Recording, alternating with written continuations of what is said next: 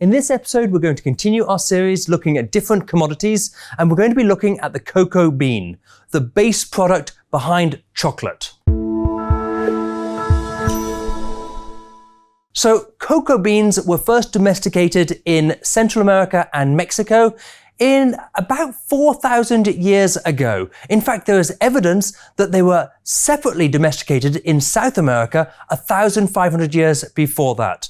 And they've always been thought of as very, very valuable. In fact, we know that in Mesoamerica, before the Spanish arrived, cocoa beans were being used as a currency. So in terms of the cocoa beans themselves, this is the tree that they grow on. And so they grow in a number of different areas. And in fact, there are 3 different varieties. For this, we're bringing in information which comes from the website of the Swiss Trading and Shipping Association, STSA.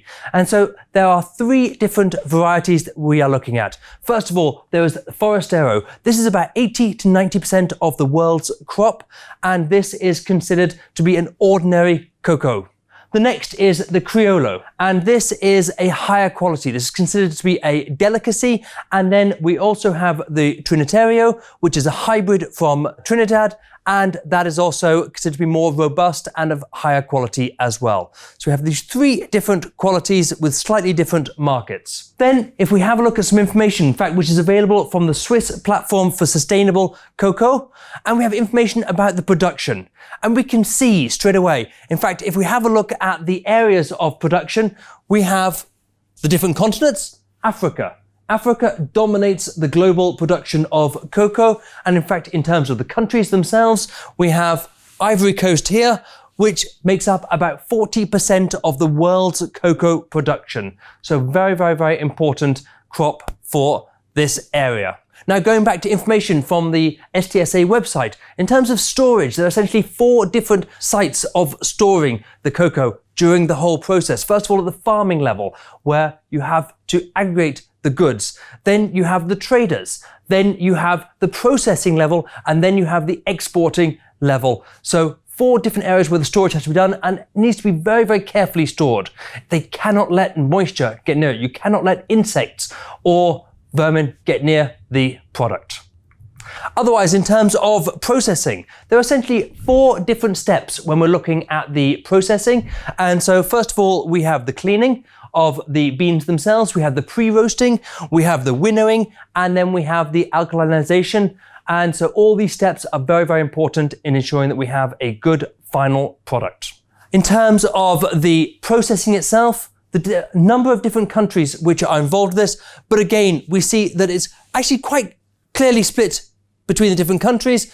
But in terms of the countries which are most active, Netherlands is very, very, very active for processing of cocoa beans for historical reasons. Then we have a look back at the STSA. And so here we have what are the products which are derived from the cocoa beans. Essentially, there are 4 different products which are derived from cocoa beans. First of all, we have the cocoa liqueur, we have the cocoa cake, we have cocoa butter, and we have cocoa powder. So cocoa itself, very, very, very important, and we see it traded in large quantities. Essentially, this is the base product for chocolate, and so we see chocolate consumed around the world. But we also have other goods which are derived from cocoa beans. We have some cosmetics. We also have some other foodstuffs, importantly mole in Mexico, and also the husks can be used for animal feed, and that can be quite a high source of fats for those animals.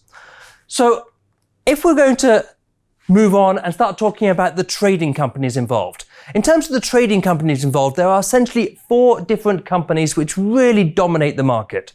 So we have ADM, we have Barry Callebaut, we have Sukden, and we have Cargill.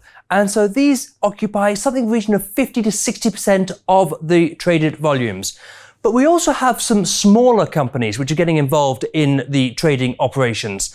And so the idea here is to really try and support the local farmers and to reduce the numbers of intermediaries. And a good example is the Banyan Alliance, which is producing cocoa, producing chocolate originally from Ecuador, and this is in collaboration with the Commodity Trading Alumni here in Geneva. So we're seeing a lot of these, we're seeing a lot of efforts towards fair trade and to help the local farmers. Otherwise, in terms of global consumption, which countries consume the most?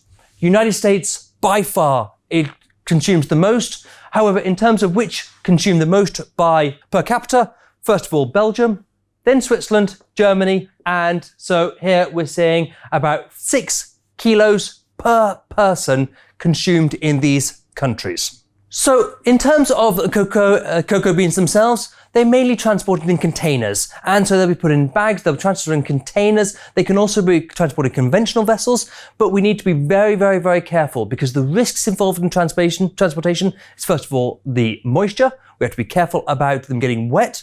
We also have to be very, very careful about insects and infestation, and we have to be very, very careful about odor because a negative odor can seriously affect the quality of the goods. So that brings us to the end of looking at cocoa beans. I hope you've enjoyed this episode of Commodity Brief, and please click back soon for new episodes. Thank you.